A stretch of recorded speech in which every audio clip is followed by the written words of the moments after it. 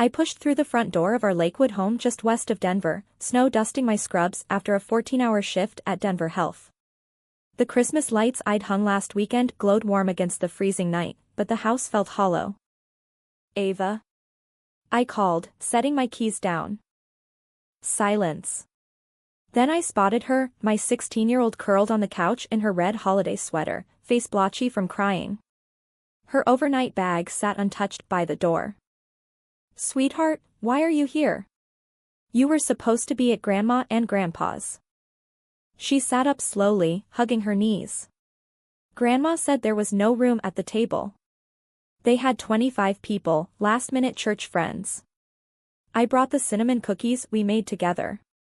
Uncle Derek was right there when she told me I'd have to leave. Nobody offered to make space." My stomach dropped. "You called a ride home? What did you eat?" "Toast and half an apple." Her voice cracked. "I didn't want to bother you at the hospital. I made hot chocolate with shaking hands, memories crashing over me. 8 years ago, when my parents retired and couldn't qualify for a loan, I bought the house in Golden outright, in my name only, so they'd have security. Every mortgage payment, every tax bill, every repair had come from my paycheck while I raised Ava alone. This wasn't about chairs. It was payback for me saying no to Logan's $1,400 robotics camp last month. After Ava fell asleep, I sat at the kitchen table and spread out the papers, deed with only my signature, 8 years of canceled checks. Legally, the house was mine. I had every right to sell it. Christmas morning we opened gifts quietly, just us. Then Sarah from anesthesiology dropped off cookies, neighbor Frank brought tamales, and we ended up at the pediatric ward where my colleagues spoiled Ava with games and hugs.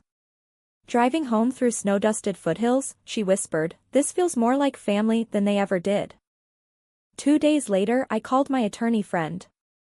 "I'm selling the Golden house. Standard 60-day notice, everything by the book." The confrontation hurt. Mom cried, Dad stared at the floor, Derek blustered.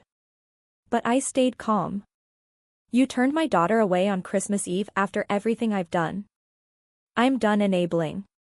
You have 60 days. 4 months later the house sold fast. From the proceeds I quietly covered a deposit on a nice senior apartment for my parents and helped Derek move them. No more monthly checks, no more guilt. They were stunned, but something shifted.